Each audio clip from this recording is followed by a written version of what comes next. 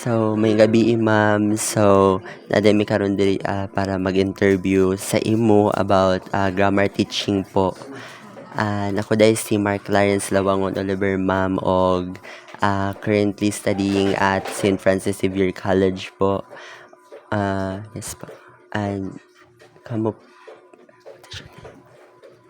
Name. what is your name po ma'am? Okay. Yes, hello, good evening.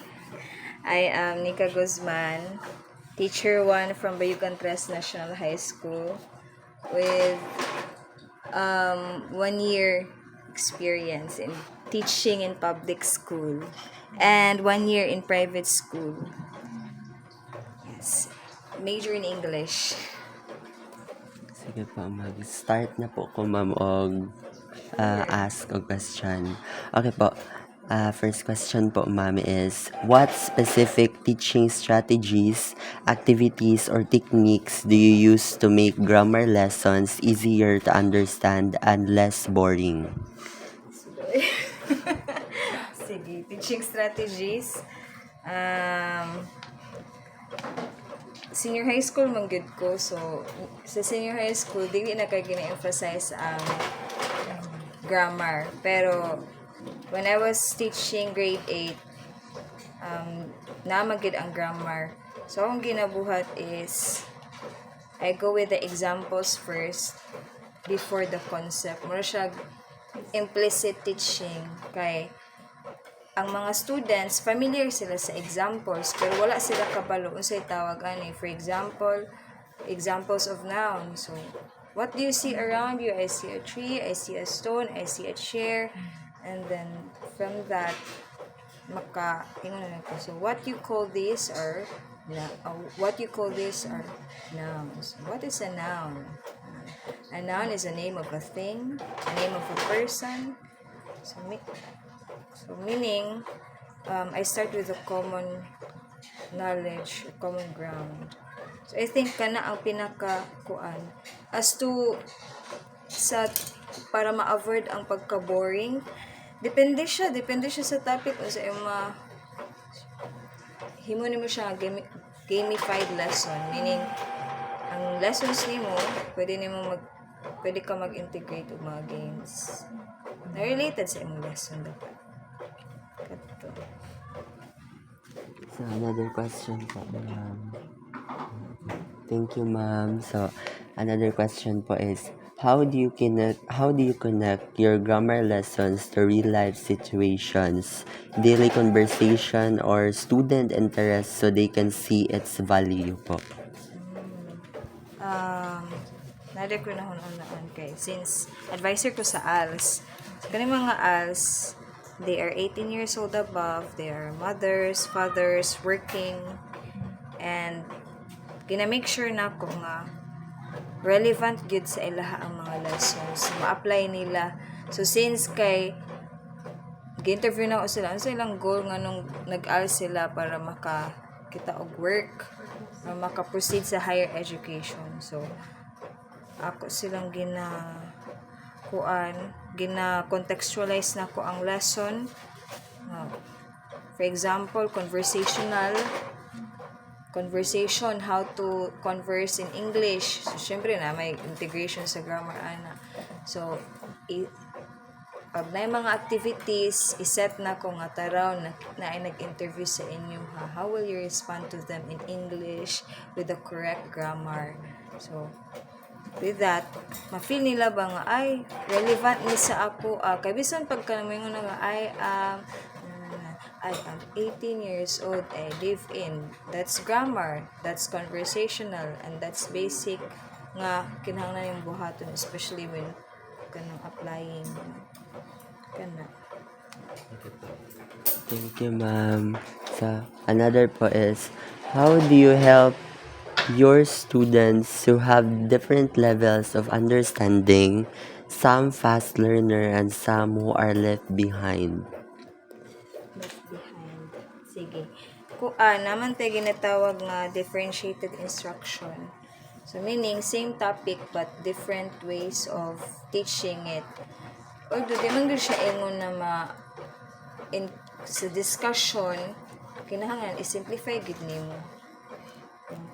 Nya kung maghatag kag activities, i-vary nimo ang level of difficulty or i-vary nimo activities depende sa ilang interest. Dili man ta moingon na slow learner wala na siya hobbies, wala na siya interest. Slow learner siya pero into music siya. So pwede nimo nga ang imong activity is about or related to music. Siya kay hilig siya og kanang basketball, so pwede nimo i-relate sa ilaha. For example, I'm nag-teach ko og TVL sa karon. When I make activities, varied kay ang TVL jud, so gina-make sure na ko nga makarelate sila. For example, usa nga mga tools ang ilang ginagamit, that's noun already. How will they describe their experience? Or describe their experience, adjective na. So, kana. Tama ba? Natulog ba na ako? Yes. Sige. Thank you po. And another question po is, Anong part ka na? Or hanggang? another question po is, do you use examples like songs, stories, games, or technologies in teaching grammar? Which of these works best to your students? Yes, I do use games, songs. Mao na itong ginatawag sa English teaching as springboard. Ang kanang mga stories, poems, songs, ingana. Some example sa mga songs. So far, siguro nakagamit kog song rare kayo, mostly kay through games. And makita jud na ko nga ang mga bata every time na musulod ka, dili predictable ang imuhang teaching ba. Every time you enter the classroom, they have something to look forward to because you offer many strategies, excite sila. Sapat kong follow up ana. Which of these works best in your students? Okay. I think games, no? Kaya ang mga bata is very kuan sila kanang ang technology. Pero sa technology man god na yung mga bata nga kanang economically challenged na agi mga bata nga walay cellphone even senior high school. So go good ko sa games kay mabibugid siya. At the same time, maka-learn sila. Yes, kato. Thank you, Ate. Thank you po. And another po is, number 5. So, how do you correct grammar mistakes in a way that does not embarrass or discourage the students? Of course, you do not need to say you're wrong or incorrect. Instead, pwede nimo siya i-paraphrase. Do you mean this? Do you mean, or did you say, mura i-repeat nimo ang iyang kuan ba? Ang iyang gisulti pero corrected na. Tapos, or dili ko hilig. Do you think she is correct? Yung mga na din ang classmates. No. Di ba lain po siya kay mura ma-feel na sa nag-answer ko ay akong classmates gi-judge ko. So imuha jud dapat feedback kana. Wait lang, number 5 dito ba? Wait lang. Okay na, 5 na yan. Okay po. So, how many years have you been teaching English, specifically grammar, in the public school setting? As I said, 1 year. 1 year pa lang ko. Although, dili man directly good or kanang wala man jud gi kuan nga mo teach good me particularly og grammar sa senior high school pero integrated good ang grammar. Even if you teach literature, integrated diha ang grammar. Even if you, especially I'm teaching effective communication. So how can you be effective in your communication without accuracy sa imong grammar? So kana. Okay po. Thank you po. And based on your experience, How would you describe the general attitude of high school student towards learning grammar? I would say if they hate math, they also hate English. Especially kung kanang ang imong ginatudloan kay into skills sila, like UTVL. Okay. Ano mo tuon man sila og English nga mag-welding man sila. Ano mo tuon man sa English nga mag-repand man sila. Ana ba dili nila makita ang point, pero again, it's about contextualization.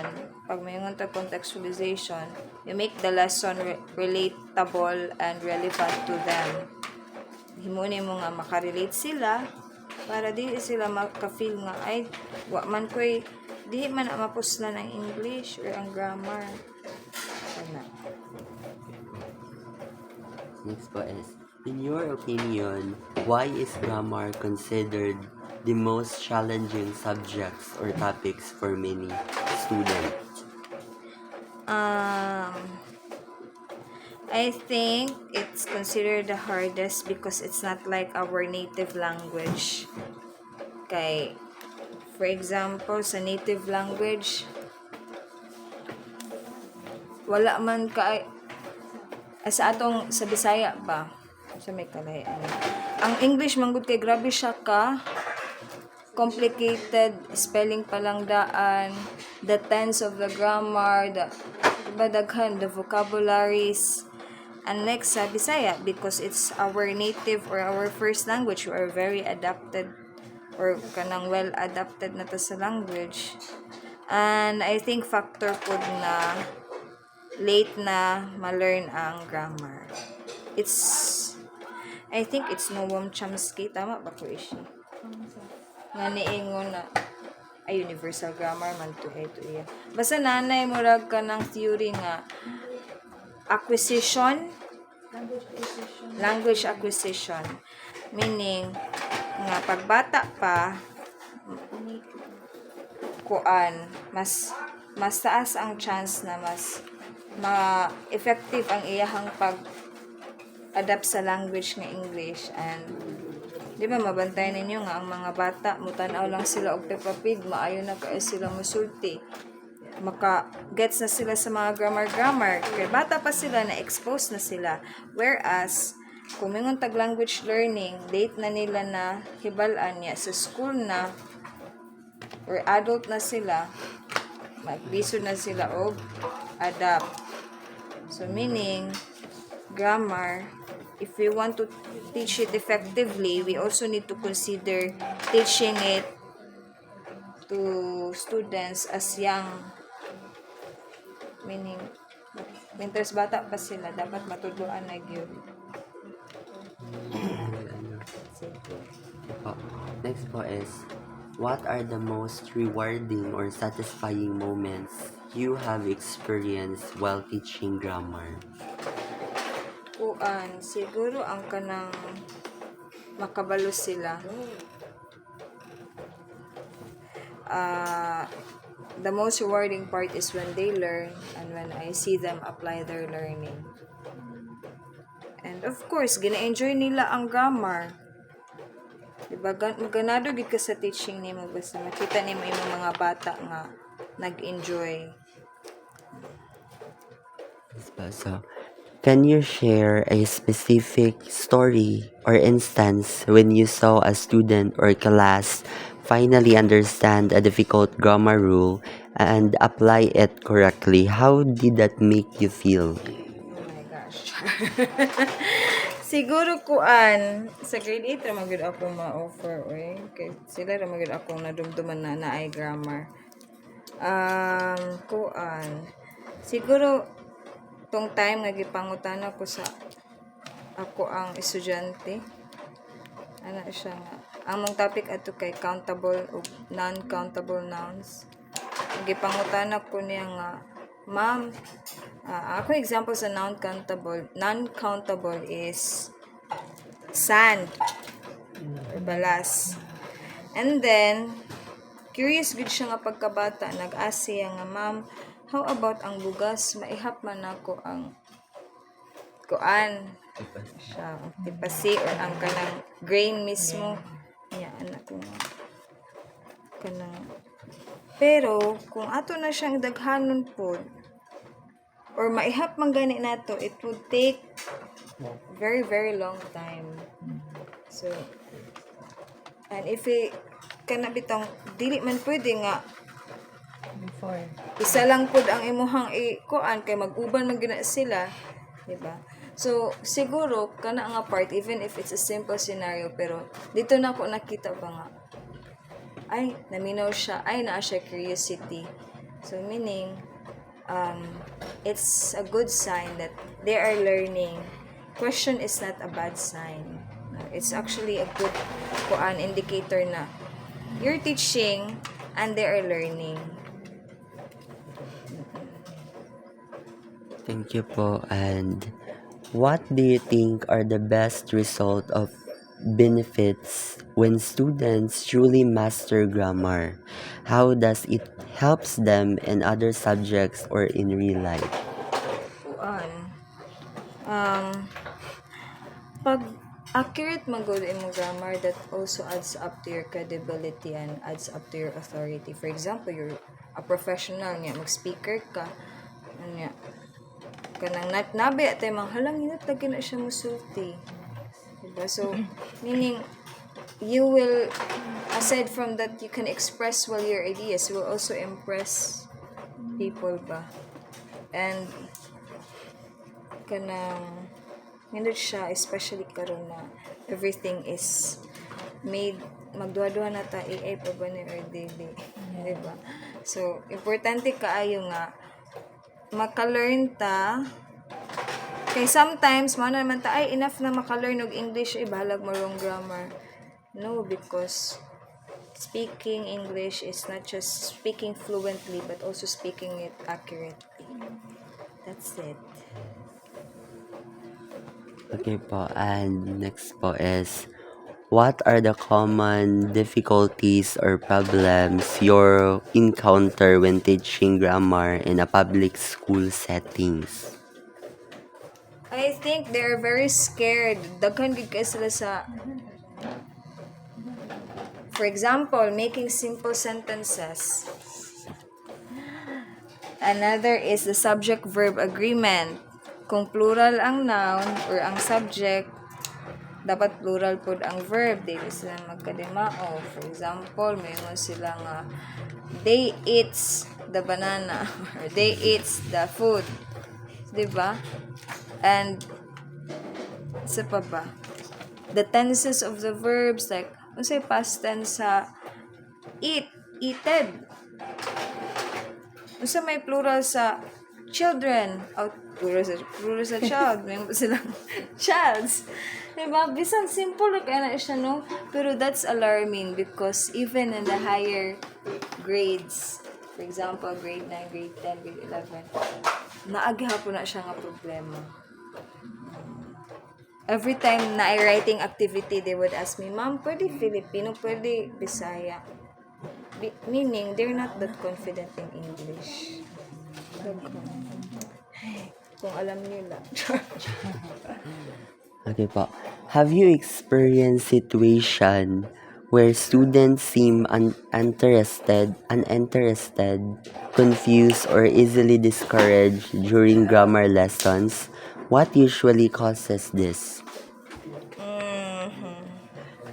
Disinterest, maybe because it's not the student, it's you.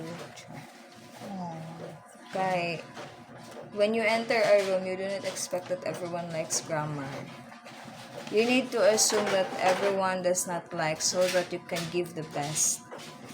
Kay, if huna-huna na yung mga, ay, ganahan man ni sila tanan, wala, dili ka mag-effort. Whereas, if you think that, kuan, they are not, you can innovate, ano. And siguro factor good ana is, syempre, naman gid tayo mga preferences. May nagtao sa yung favorite subject. Kung dili nimo siya favorite, di wala ka interest. Or, kabalo ka nga dili ka mahal, ana, you're not interested. So, daghay mga factors. And you need to consider that when teaching grammar. Saan ka na kumapait na? Sabi ko yung video ba ito? Hindi ko sa kanya pag mo. Sige, next na. Sige po. So, aside from the students, are there environmental or systematic challenges that make teaching grammar harder? How this affects your teaching? Sige. Environmental and sa to? Environmental and systemic challenges. Siguro kay karon it's more digital. I'm not saying na sometimes we see technology man good as positive in education pero sometimes I prefer the kuan ba books than technology. Kay kung books man good diba, wa gid sila choice mo basa gid sila kay ilago nang gipasan ilago na. Whereas karon kung mangutana ka, have you read this kuan? Even if it's in the top of their hand or in the click of their wala jud. So siguro kuan siya ba? Kana bitong naana sa part nga sobra naka-privilege ang mga bata but they are not using the privilege well. So I would rather have them read a book than read through a phone. Okay.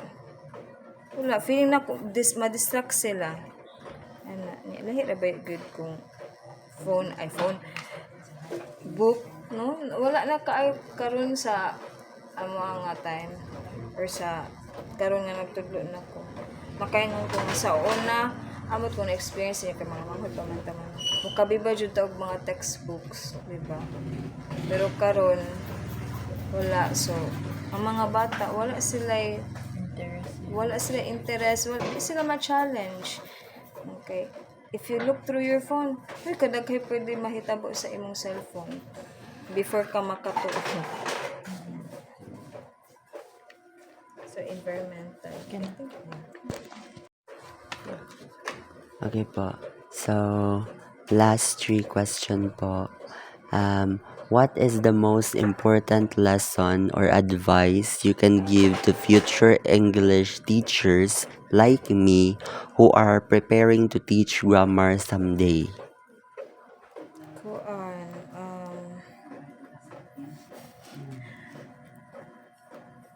siguro kay sa karon sa inyong time, you're learning theories pamanggol.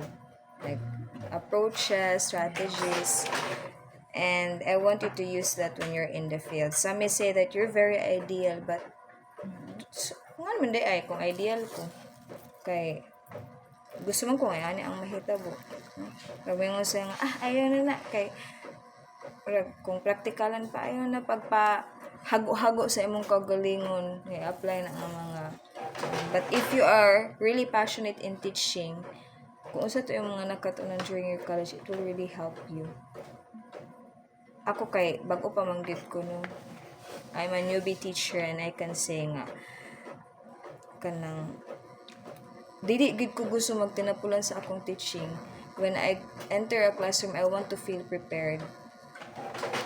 Na siya nga di ko ganahan na ako ang teacher nga ingkod ra dapat mulakaw-lakaw jud ko kay I can monitor or I can engage everyone and kung na AI make it as your companion. You ask for strategies from the resources that you have online.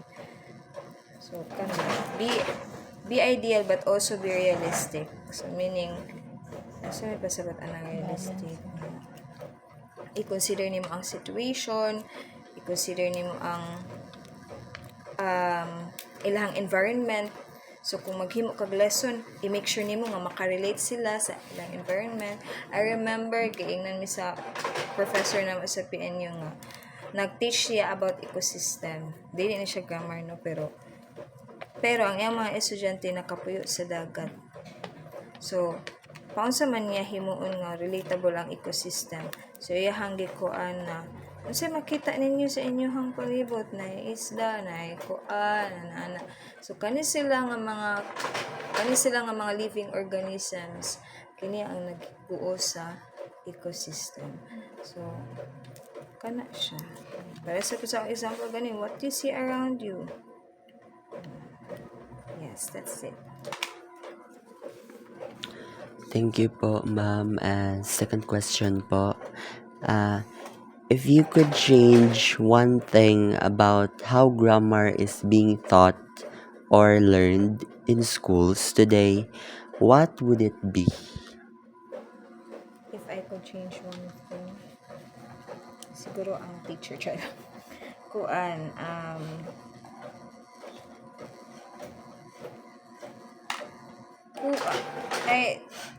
as to the strategies na amang guna sa teacher factor, pero siguro ka ng I want the system or the Department of Education to invest more on kana bitong mga resources na pwede magamit sa mga bata.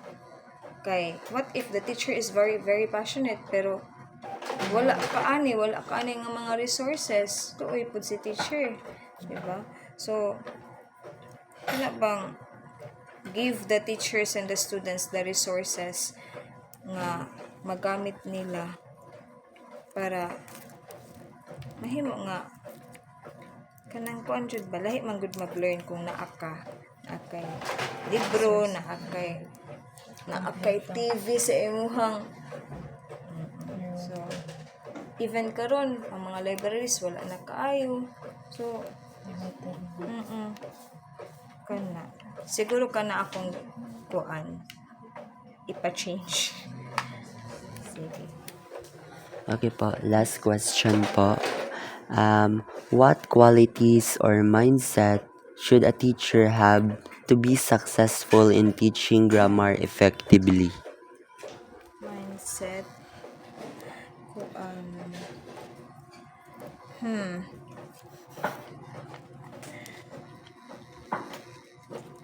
mindset ba siguro kuan kanang dapat you should always consider na your teaching is not teacher-centered but learner-centered.